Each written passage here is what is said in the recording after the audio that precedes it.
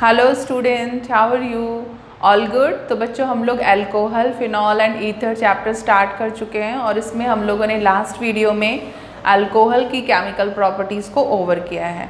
तो आज क्या करना है हम लोग को? तो अभी रह गया हम लोग का फिनॉल एंड लास्ट में हम लोग ईथर कवर करेंगे। तो फिनॉल की केमिकल प्रॉपर्टीज़ रह गई है, तो आज की वीडियो में हम लोग वही देखेंगे।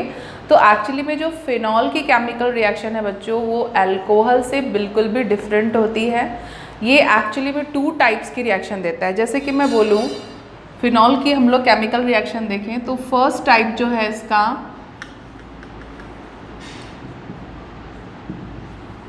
रिएक्शन ऑफ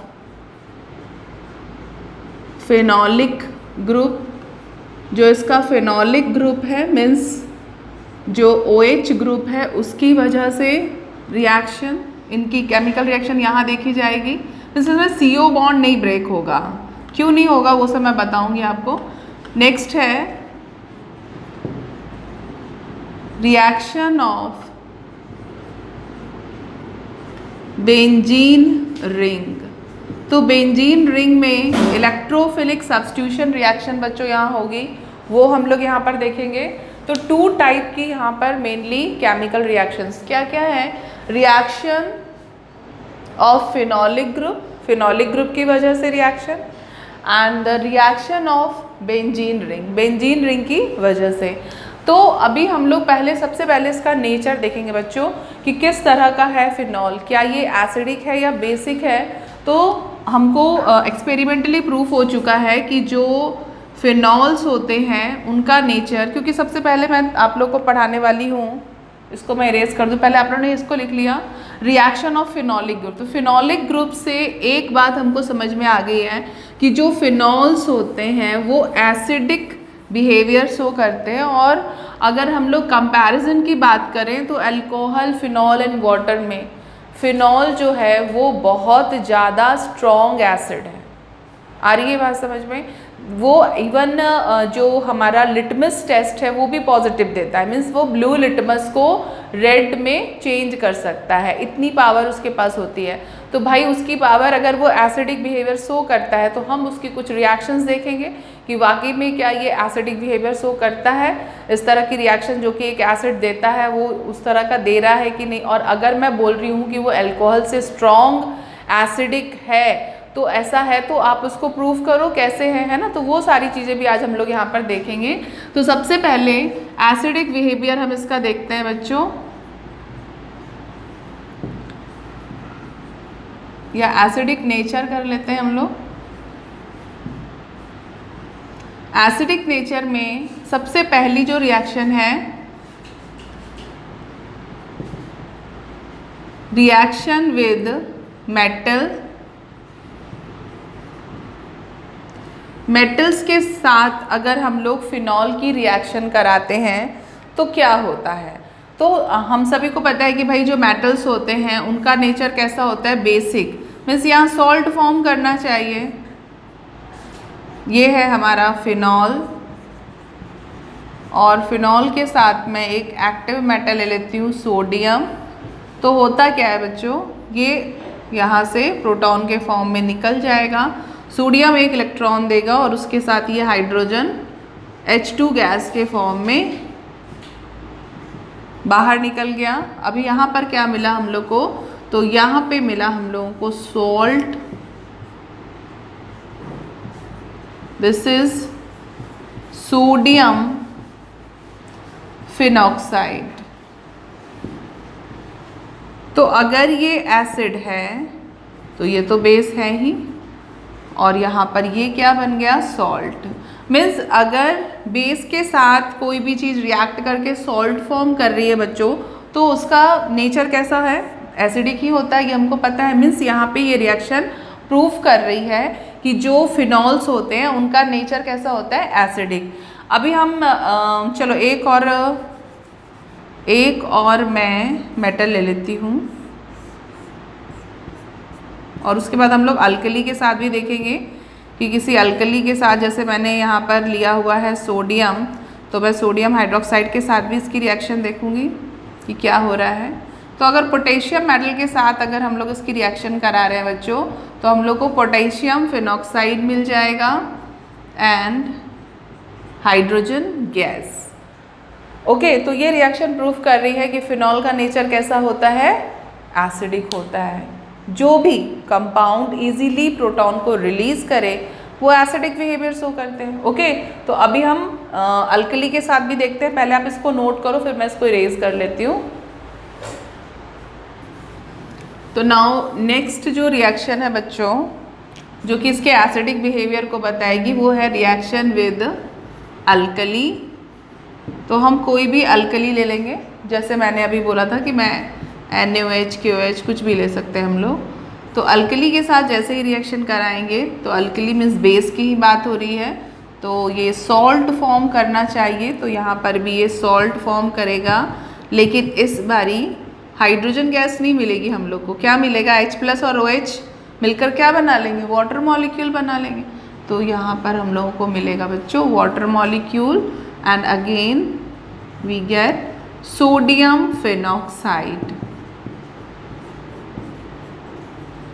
तो ये सारी रिएक्शंस बता रही हैं कि जो फिनॉल होते हैं बच्चों, वो क्या कैसे नेचर के होते हैं, एसिडिक नेचर के होते हैं, क्योंकि ये इजीली अपने प्रोटॉन दे देते हैं और बेस के साथ रिएक्ट करके सॉल्ट एंड वाटर फॉर्म कर लेते हैं। जैसे एक और अल्कली हम लोग ले लेते हैं पोटेशियम हाइड्रोक्साइड, उसके साथ भी बिल्कुल सेम यही रिएक्शन होगी, लेकिन इस बार जो सॉल्ट मिलेगा वो क्या मिलेगा, potassium phenoxide, like this and water. Okay, तो ये रिएक्शन होगी जिससे प्रूफ हो रहा है कि फिनॉल का नेचर एसिड है, क्योंकि एसिड और बेस जब रिएक्शन करते हैं, न्यूट्रलाइजेशन रिएक्शन होती है, तो किसकी फॉर्मेशन होती है बच्चों, सॉल्ट की। ओके, चलिए इसको नोट करिए। नाउ एसिडिक नेचर की ही अगर हम लोग बात करें बच्चों, तो अभी मैंने बताया था कि अगर हम लोग कंपेयर करते हैं फिनॉल, वाटर एंड अल्कोहल को, तो इन तीनों में जो सबसे ज़्यादा स्ट्रॉन्ग एसिडिक नेचर का होगा वो फिनॉल होगा। तो ऐसा क्यों है, तो यहाँ देखते हैं हम लोग इसका एसिडिक बिहेवियर। तो जो फिनॉल्स होते हैं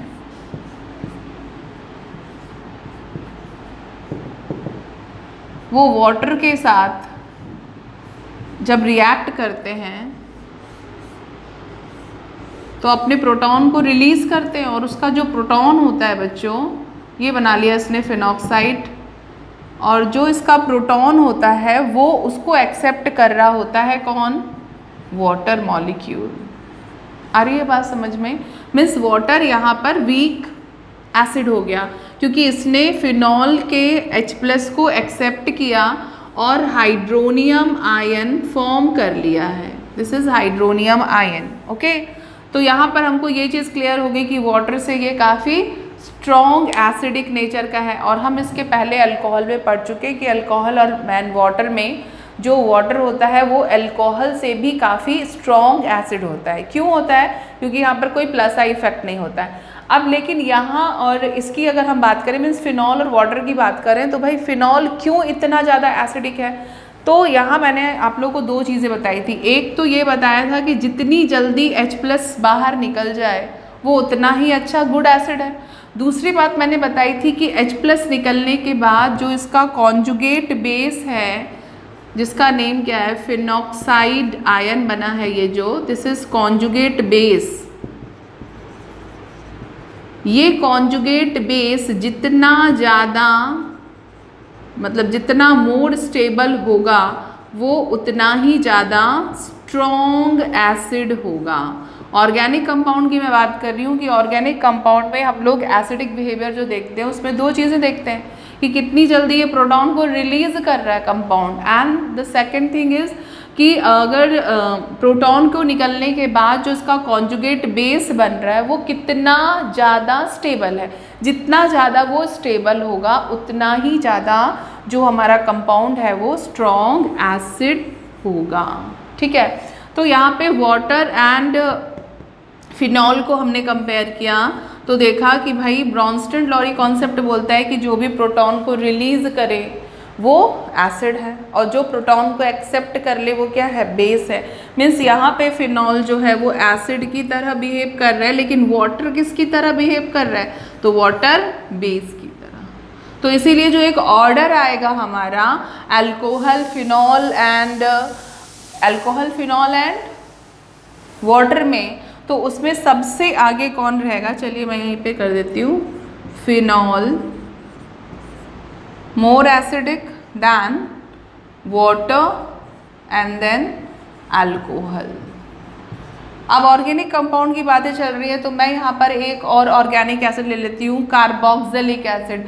तो याद रखना बच्चों की फिनॉल और कार्बोक्सिलिक एसिड को कंपेयर करना है, तो कार्बोक्सिलिक एसिड जितने भी ऑर्गेनिक एसिड चल रहे हैं हमारे, मतलब जो कि बिहेव कर रहे हैं एसिड की तरह, तो उसमें अगर कार्बोक्सिलिक की बात आती है तो वो वहाँ पर स्ट्रॉन्गर एसिड होता है। मीन्स फिनॉल से स्ट्रॉन्गर हमारा कौन होगा बच्चों, कार्बोक्सिलिक एसिड होगा। ओके, तो ये चीज़ आप लोग को याद रखनी है कि फिनॉल, वाटर और अल्कोहल तक तो ठीक है कि फिनॉल बहुत ही ज़्यादा इन तीनों में स्ट्रॉन्गेस्ट है, लेकिन अगर हम कार्बोक्सिलिक को ले आए तो वो इन चारों से, मीन्स फिनॉल से भी ज़्यादा स्ट्रॉन्गेस्ट एसिड होगा। ओके, चलिए नोट करिए, फिर मैं आगे बताती हूँ कि क्यों।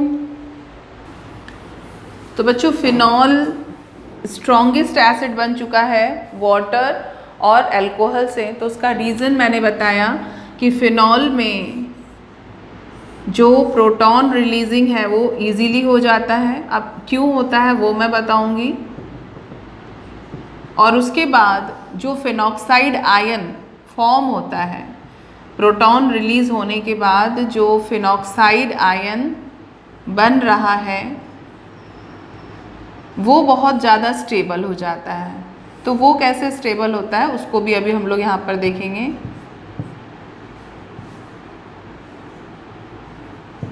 ये है फिनॉक्साइड आयन।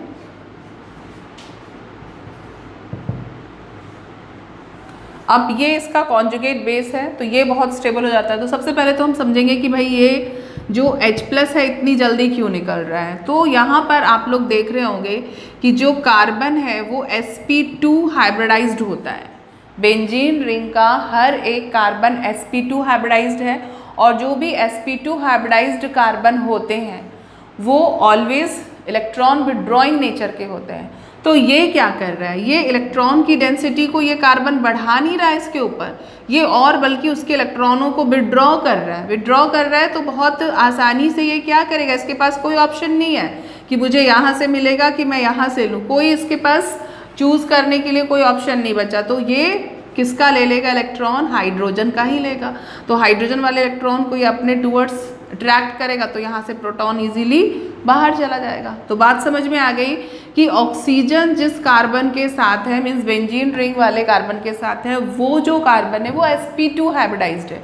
और sp2 हाइब्रिडाइज्ड मीन्स उसका नेचर कैसा है, इलेक्ट्रॉन विड्रॉइंग नेचर है। आ रही है बात समझ में। और इलेक्ट्रॉन विड्रॉइंग नेचर है तो ये इलेक्ट्रॉन की डेंसिटी को कम कर रहा है, तो ये तुरंत ही हाइड्रोजन से इलेक्ट्रॉन को अपनी तरफ खींच लेगा और प्रोटॉन बाहर निकल जाएगा और हमको मिल जाएगा फिनॉक्साइड। अब ये फिनॉक्साइड आयन जो कि इसका कॉन्जुगेट बेस है वो कैसे स्टेबल होता है, तो वो स्टेबल होता है बच्चों रेजोनेंस से। तो यहाँ पर होगा बहुत अच्छा कॉन्जुगेशन, रेजोनेटिंग स्ट्रक्चर मिलेंगे। तो रेजोनेंस की वजह से, कॉन्जुगेशन की वजह से ये बहुत ज़्यादा स्टेबल हो जाता है। तो हम यहाँ देखेंगे किस तरह से इसमें रेजोनेंस हो रहा है। तो देखो यहाँ पे ये वाला जो इलेक्ट्रॉन पेयर है, नेगेटिव चार्ज का मतलब क्या होता है, इलेक्ट्रॉन का पेयर। ये इलेक्ट्रॉन पेयर यहाँ इसके पास आ गया, और अभी ये वाले जो इलेक्ट्रॉन पाई बॉन्ड वाले हैं वो यहाँ चले जाएंगे। तो हमको फर्स्ट रेजोनेटिंग स्ट्रक्चर कुछ इस तरह से मिलेगा बच्चों। अब मैंने बताया था यहाँ पे कि जो फिनॉल में हम लोग जो केमिकल रिएक्शंस देख रहे हैं उसमें CO बॉन्ड ब्रेक नहीं होता। तो उसका रीज़न क्या है, क्यों नहीं होता है CO बॉन्ड ब्रेक, पार्शियल इसमें क्या आ जाता है, double bond character. That's why ये जो है वो ब्रेक नहीं हो पाता है। ओके, नाउ ये यहाँ आ गया, इसके बाद ये वाला यहाँ चला, ये तो ऐसा ही रहेगा, इसके बाद ये यहाँ आ जाएगा, इसको थोड़ा सा मैं यहाँ पर दिखा रही हूँ, ये और ये यहाँ पे शिफ्ट हो गया बच्चों। तो यहाँ हम लोगों को नेक्स्ट जो मिलेगा वो यहाँ मिल जाएगा।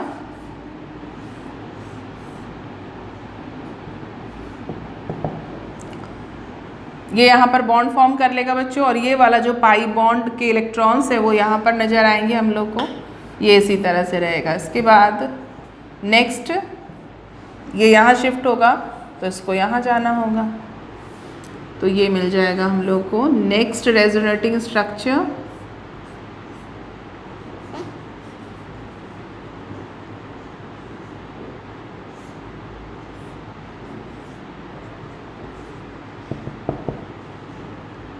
नाउ एक और बनेगा ये यहाँ, तो फिर ये यहाँ चला जाएगा। ओके,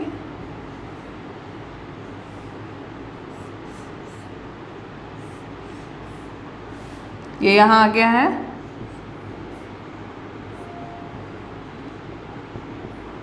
तो ये वाला इलेक्ट्रॉन यहाँ चला जाएगा। ओके, अच्छा ये पॉजिटिव नहीं आना है यहाँ पे, सॉरी ये पॉजिटिव नहीं आएगा यहाँ पे।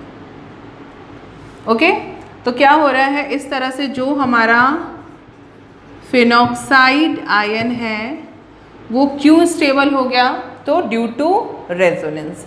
रेजोनेंस की वजह से ये जो चार्ज है वो यहाँ पर स्टेबल नहीं है, ये पूरे रिंग में डीलोकलाइज्ड हो रहा है। और कोई भी चार्ज अगर स्टैटिक नहीं होता है, एक ही जगह नहीं होता है, तो कभी भी वो स्पीशीज़ जो होती है वो अनस्टेबल नहीं होती है। तो ये चार्ज पूरे रिंग में डीलोकलाइज्ड होने की वजह से इसका फिनॉल का जो कॉन्जुगेट बेस है फिनॉक्साइड आयन, ये बहुत ही ज़्यादा स्टेबल हो जाता है। और इसी की स्टेबिलिटी की वजह से जो फिनॉल होता है वो स्ट्रॉन्ग एसिड बन जाता है, किसके कंपैरिजन में, वाटर एंड अल्कोहल के। ओके, तो नोट करिए आप लोग इसको, ये था इसका रीज़न। नाउ एसिडिक नेचर में ही बच्चों हम लोग डिस्कस करेंगे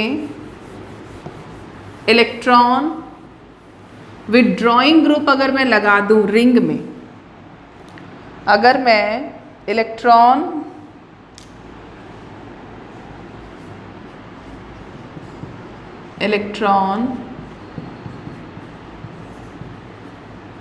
विथड्रॉइंग ग्रुप ऐड कर दूं, जैसे कौन कौन होते हैं, NO2 होता है अपना, CN होता है, कोई भी हैलोजन होता है, एल्डिहाइड होता है। तो अगर इस तरह के ग्रुप की मैं एंट्री करा दूं फिनॉल की रिंग में, बेंजीन की रिंग में, तो एसिडिक नेचर क्या हो जाएगा, फिनॉल का एसिडिक जो नेचर है वो इंक्रीज कर जाएगा या डिक्रीज कर जाएगा, ये हम लोगों को देखना है। तो ये है अपना फिनॉल, और अभी मैंने फिनॉल की रिंग में एक इलेक्ट्रॉन विथड्रॉइंग ग्रुप लगा दिया है NO2, तो क्या होगा, तो भाई फिनॉल वाटर से या अल्कोहल से क्यों इतना ज़्यादा एसिडिक था, क्योंकि जो यहाँ पर कार्बन है हमारी रिंग की वो sp2 हाइब्रिडाइज थी, इलेक्ट्रॉन विथड्रॉइंग नेचर की, तो वो इसकी इलेक्ट्रॉन की डेंसिटी को कम कर रही थी, इसलिए हाइड्रोजन के इलेक्ट्रॉन को बहुत ही जल्दी से अपनी तरफ खींच रहा था और प्रोटॉन को रिलीज कर रहा था। अब सोचो कि अगर यहाँ पर एक ग्रुप लगा हुआ है इलेक्ट्रॉन विथड्रॉइंग, तो ये मोर एसिडिक हो गया। तो ऐसे अगर मैं एक और स्ट्रॉन्गर ग्रुप लगा दूँ जो कि मेसोमेरिक इफेक्ट से इलेक्ट्रॉन को विड्रॉ करेगा, तो समझ सकते हैं आप लोग कि यहाँ से H+ का निकलना और भी आसान हो जाएगा। मीन्स जितने ज़्यादा इलेक्ट्रॉन विड्रॉइंग ग्रुप हम लगाते चले जाएंगे, इसका जो एसिडिक बिहेवियर है बच्चों वो और ज़्यादा इंक्रीज करता जाएगा। मीन्स फिनॉल, और अगर मैं नाइट्रोफिनॉल में बात करूँ तो सबसे ज़्यादा जो स्ट्रॉन्ग एसिडिक नेचर का वो होगा जो एक इलेक्ट्रॉन विड्रॉइंग ग्रुप लगने की वजह से। मीन्स कौन सा हो जाएगा, ये हमारा para nitrophenol, this is para nitrophenol. So para nitrophenol is more acidic then phenol.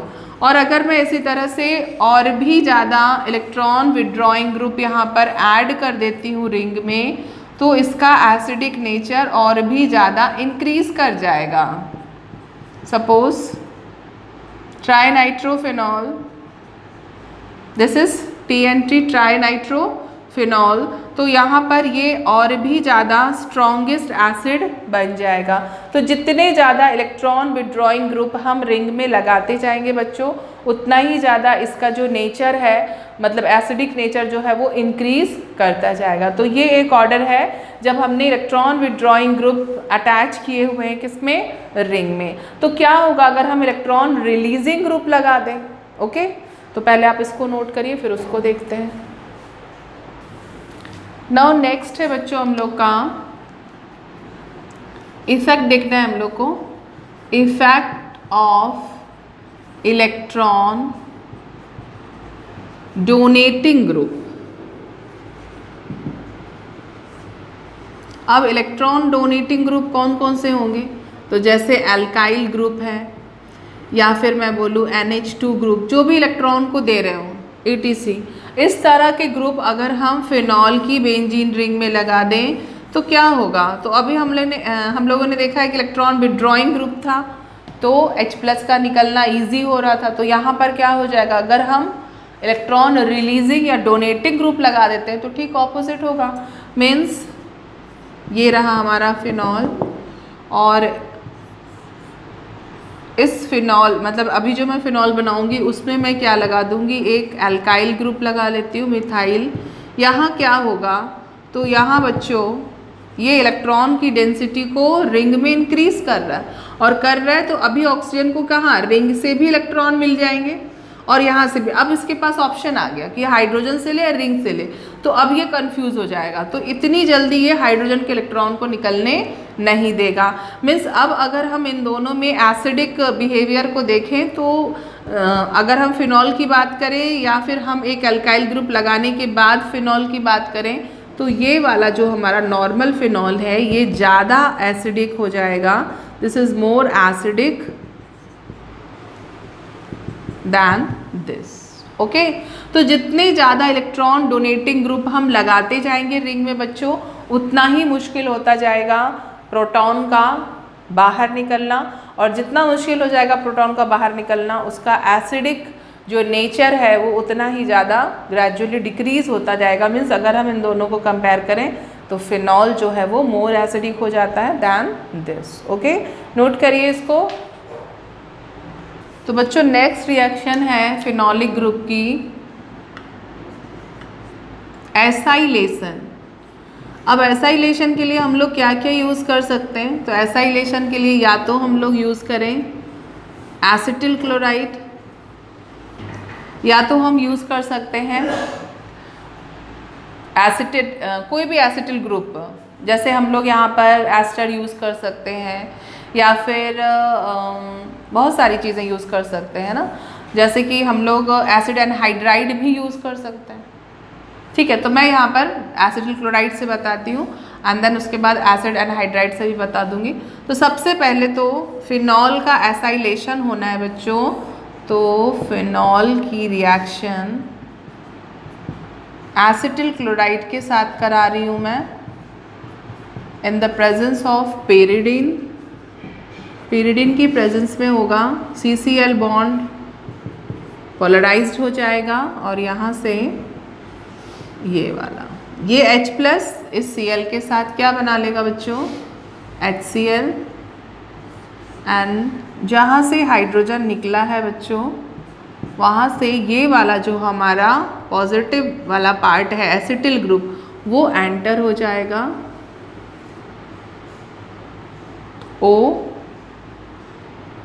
COCH3।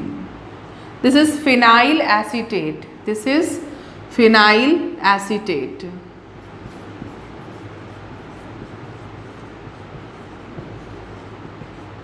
ये बन रहा है हम लोगों का। ओके, तो ये हो गया हमारा एसाइलेशन, क्योंकि एसिटिल ग्रुप हमने यहाँ पर ऐड कर दिया है। ओके, चलिए इसको नोट करिए। नाउ नेक्स्ट एसाइलेशन बच्चों हम लोग का एसिटिक एनहाइड्राइड के साथ बता देती हूँ मैं।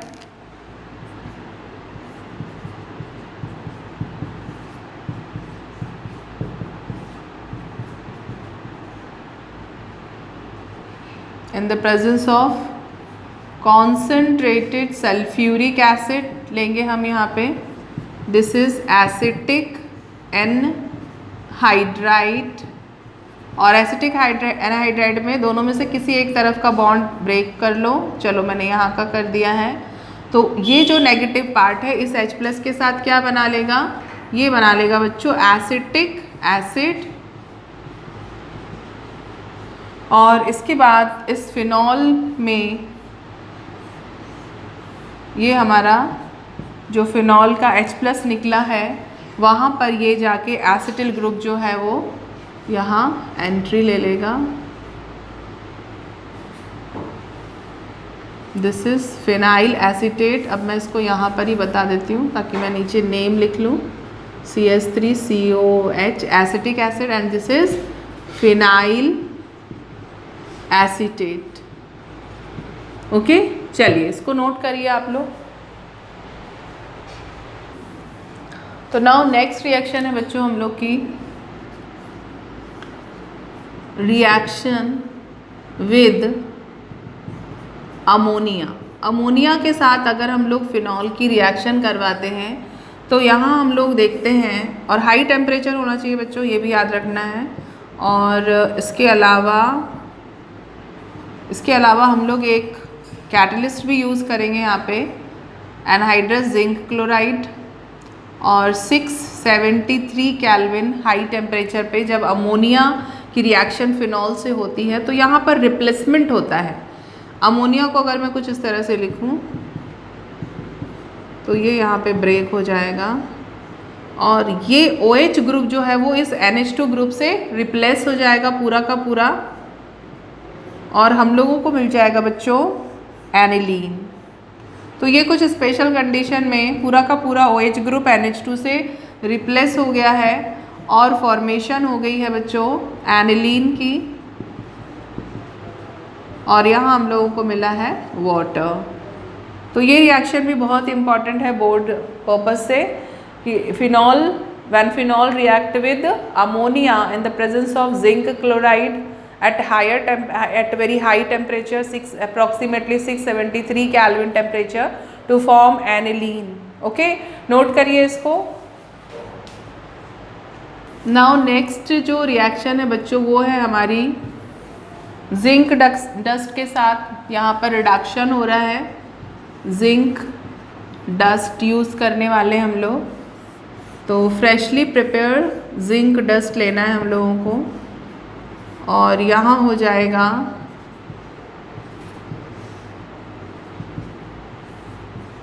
रिडक्शन। अब रिडक्शन में क्या होगा, तो ये जो ऑक्सीजन है वो जिंक के साथ जिंक ऑक्साइड फॉर्म कर लेगी। Removal of oxygen is called reduction. तो यहाँ रिडक्शन हुआ है, और रिडक्शन के रिजल्टिंग जो हम लोगों को कंपाउंड मिला है बच्चों वो है बेंजीन। ये वाला हाइड्रोजन यहीं पर आ जाएगा, ये ऑक्सीजन यहाँ से निकल चुका है और बन गया बेंजीन। और ये रिएक्शन भी काफ़ी बार बोर्ड एग्जाम में पूछी जा चुकी है, तो इसको भी आप लोग नोट कर लीजिए। नाउ जो नेक्स्ट हम लोगों का केमिकल प्रॉपर्टीज़ में जो रिएक्शन हम लोग को देखनी थी बच्चों वो है नंबर 2। जो टाइप था वो है रिएक्शन ऑफ बेंजीन रिंग। तो बेंजीन रिंग में जो रिएक्शंस इसमें देखने को हम लोग को मिलेगी बच्चों वो होगी इलेक्ट्रोफिलिक सब्स्टिट्यूशन रिएक्शन। तो यहाँ पे इलेक्ट्रोफिलिक सब्स्टिट्यूशन रिएक्शन हम लोगों को देखने को मिलेगी, जैसे नाइट्रेशन है, सल्फोनेशन है, हैलोजिनेशन है। तो सबसे पहले मैं यहाँ पर करवाती हूँ नाइट्रेशन। तो किसी भी इलेक्ट्रोफिलिक सब्स्टिट्यूशन रिएक्शन में अगर आप लोग को इलेक्ट्रोफाइल पता चल जाएगा तो इजीली आप रिंग में उसका सब्स्टिट्यूशन करा दोगे।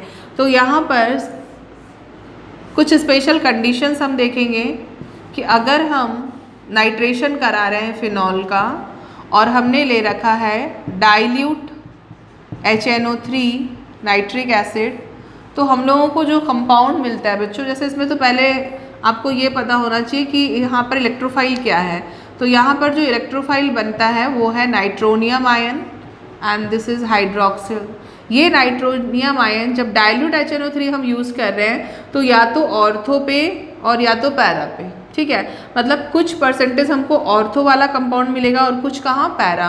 क्यों मिलेगा? क्योंकि जो हमारा फिनॉल होता है वो ऑर्थो पैरा डायरेक्टिंग है।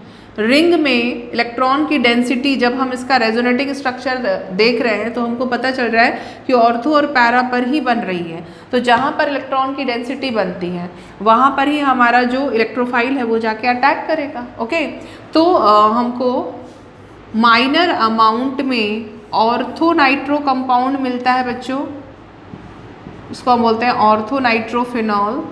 ये माइनर में बनेगा क्योंकि अनस्टेबल होता है, सिमेट्रिकल नहीं है। और जो मेजर अमाउंट में मिलेगा वो हमको मिलेगा पैरा नाइट्रोफिनॉल। तो ये हमको मिलने वाले हैं कंपाउंड जब हमने डाइल्यूट HNO3 के साथ फिनॉल की नाइट्रेशन कराई है।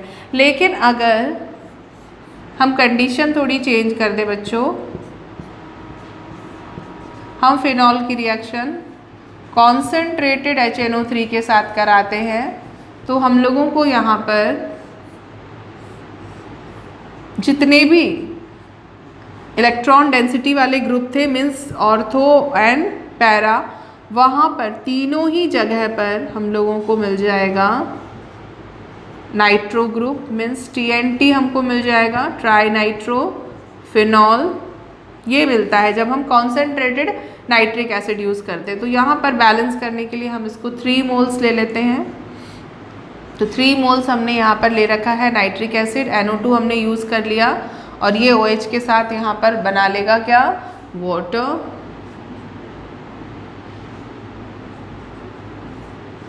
ओके, चलिए इसको नोट करिए।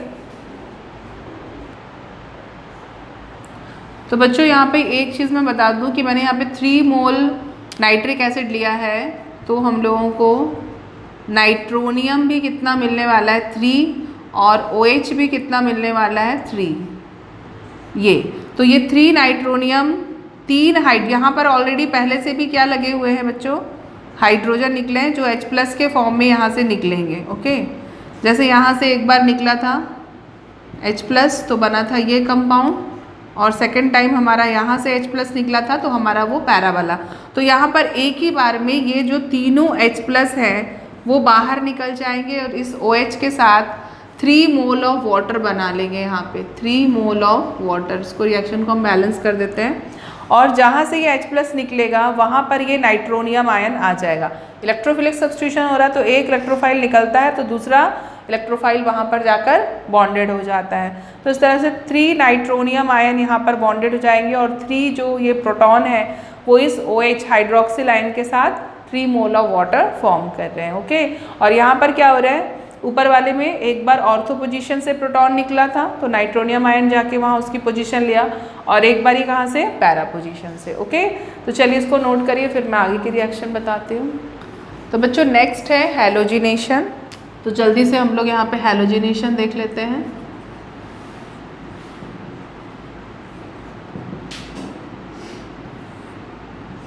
हैलोजिनेशन में भी हम लोग 2 डिफरेंट कंडीशंस लेंगे। जैसे फर्स्ट कंडीशन में मैंने ब्रोमीन लिया है और ब्रोमीन को मैंने लेस पोलर सॉल्वेंट, चाहे तो वो क्लोरोफॉर्म हो सकता है या फिर हम ले लें कार्बन डाइसल्फाइड, उसके साथ लिया है। तो यहाँ पर फिर से मुझे ऑर्थो एंड पैरा डेरिवेटिव्स मिल जाएंगे। तो लेस अमाउंट में हम लोगों को यहाँ से एक बार निकलेगा H+ और एक बार ही कहाँ से निकलेगा, पैरा पोजीशन से। ठीक है, अब ये जो Br मीन्स हैलोजन है उसमें से एक हमारा ब्रोमोनियम आयन बनेगा और एक ब्रोमाइड आयन। तो ये ब्रोमाइड आयन इस H+ के साथ क्या बना लेगा बच्चों, तो ये बनाएगा HBr और एक बार ही हमको मिल जाएगा ऑर्थोब्रोमोफिनॉल। जब यहाँ से H+ बाहर निकल रहा है और जब इस तरफ पैरा पोजीशन से निकलेगा बच्चों तो हम लोगों को मिल जाएगा पैराब्रोमोफिनॉल, जो कि मेजर अमाउंट में होगा और ये हमारा माइनर। रीज़न मैंने बता दिया, सिमेट्रिकल है और रिपल्सन भी इसमें कम होता है इसलिए। अभी एक और कंडीशन हम लोग ले लेते हैं कि जब हम लोग फिनॉल की रिएक्शन ब्रोमीन वाटर के साथ कराते हैं, ओके, हाईली पोलराइज्ड जो सॉल्वेंट है वाटर उसके साथ करा रहे हैं, तो हम लोगों को क्या मिल रहा है बच्चों, तो हमें इस बार दोनों ऑर्थो पोजीशन, ये वाली ऑर्थो पोजीशन और ये वाली ऑर्थो पोजीशन और ये वाली पैरा, तीनों से ही हाइड्रोजन निकल जाएंगे और बना लेंगे HBr, 3 मोल ऑफ HBr। चलो मैं यहाँ ही लिख देती हूँ। और जहाँ जहाँ से H+ निकला है वहाँ वहाँ पर हमारी पोजीशन किसको लगा देनी है, हमको ब्रोमीन को, ओके। तो ये बन गया हमारा कंपाउंड 2,4,6 ट्राइब्रोमोफिनॉल। नेम लिख लेते हैं इसका, 2,4,6 ट्राइब्रोमोफिनॉल, ओके। चलिए हैलोजिनेशन भी ओवर हो गया, नोट करिए। Now next electrophilic substitution reaction है सल्फोनेशन। तो जल्दी से हम लोग सल्फोनेशन भी कर लेते हैं।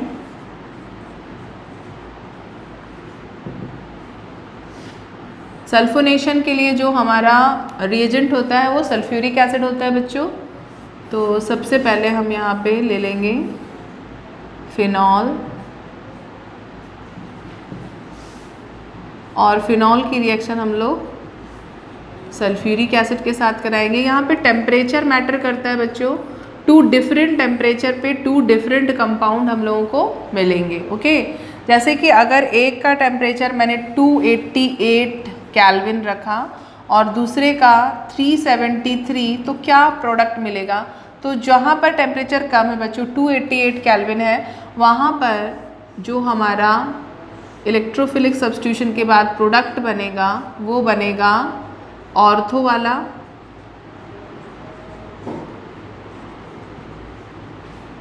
हाँ अभी आपको ये पता होना चाहिए कि इसमें से जो इलेक्ट्रोफाइल है वो क्या बन रहा है, तो वो बन रहा है हमारा SO3H एंड OH नेगेटिव। अब ये OH नेगेटिव एक बारी यहाँ से H+ के साथ क्या बना लेगा, वाटर,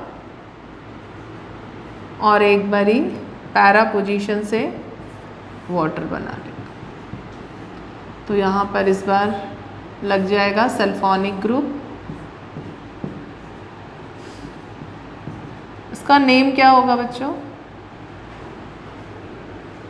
इसका नेम होगा, यहाँ पे सल्फोनिक एसिड जो है वो प्रिंसिपल फंक्शनल ग्रुप हो गया, तो ये हो जाएगा हमारा 2-हाइड्रोक्सी या ऑर्थो हाइड्रोक्सी भी हम बोल सकते हैं, two hydroxy benzene sulphonic acid, sulphonic acid, और इसका ही हो जाएगा हम लोग का 1 2 3 4, तो 4-हाइड्रोक्सी बेंजीन सल्फोनिक एसिड। तो यहाँ हम लोगों का सल्फोनेशन ओवर हो गया। चलिए इसको नोट करिए।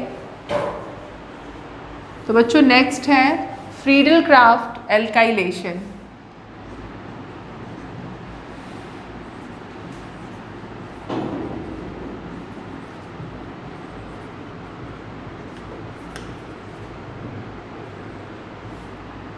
तो फ्रीडल क्राफ्ट रिएक्शन मैंने नेम रिएक्शन वाले अपने वीडियो में भी बताया है, लेकिन यहाँ पर भी हम लोगों को पढ़ना है, इसलिए इसको मैं यहाँ पर बताऊँगी कि फिनॉल के साथ फ्रीडल क्राफ्ट रिएक्शन किस तरह से होगी। तो एल्काइलेशन है तो हम एल्काइल ग्रुप की एंट्री करानी होगी हमको यहाँ पे, इसलिए हम यहाँ पर लेंगे एल्काइल हैलाइड, और इन द प्रेजेंस ऑफ एक लुईस एसिड हम यहाँ पे लेंगे एनहाइड्रस AlCl3, और इसका क्या रोल है ये सारा आप लोग देख सकते हैं इसके जो मैंने सेपरेट वीडियो बनाया है फ्रीडल क्राफ्ट एल्काइलेशन का, उससे कि ये लुईस एसिड यहाँ पर किस तरह से वर्क करता है, ओके।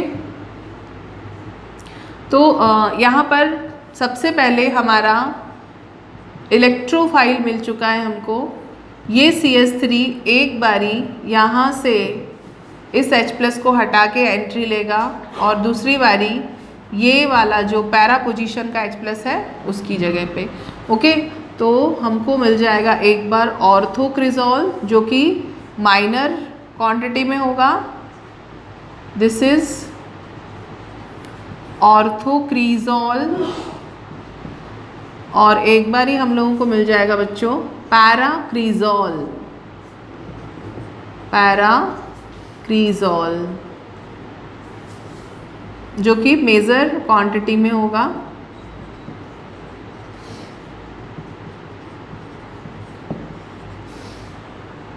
तो ये है बच्चों हमारी फ्रीडल क्राफ्ट एल्काइलेशन रिएक्शन।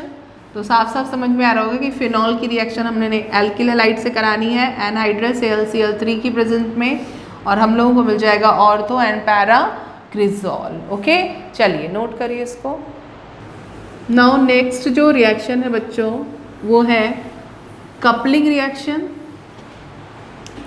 तो नेम से ही समझ में आ रहा है कि कुछ कपल बनने वाला है। तो कपलिंग रिएक्शन में हम क्या क्या यूज़ करने वाले हैं। तो सबसे पहले तो हम लोग फिनॉल यूज़ करेंगे क्योंकि फिनॉल की ही केमिकल प्रॉपर्टीज़ हम लोग स्टडी कर रहे हैं। एंड देन इसके अलावा हम यहाँ पर यूज़ करेंगे, याद आ गया होगा आप लोगों को, बेंजीन डाइएजोनियम क्लोराइड और बेंजीन डाइएजोनियम क्लोराइड की रिएक्शन 0 डिग्री सेल्सियस से 5 डिग्री सेल्सियस टेम्परेचर पर हम करा रहे हैं। तो होगा क्या बच्चों, तो यहाँ पर भी H लगा हुआ होता है, ये यहाँ से बॉन्ड ब्रेक हो जाएगा पॉजिटिव और ये है नेगेटिव पार्ट, और यहाँ से ये HCl के फॉर्म में बाहर निकल गया और ये वाला पूरा जो हमारा N2 और बेंजीन वाला ग्रुप है वो जाके इसके साथ बॉन्डेड हो जाएगा, मीन्स कपल हो जाएंगे। ये 2 रिंग यहाँ पर फ्यूज्ड हो जा रही है इस कुछ इस तरह से। ये पहली वाली रिंग है, दूसरी वाली रिंग को मैं यहाँ पर दिखा रही हूँ। और ये है एक बहुत सुंदर सा डाई जिसको हम ऑरेंज डाई भी बोलते हैं। ये ऑरेंज कलर की डाई है।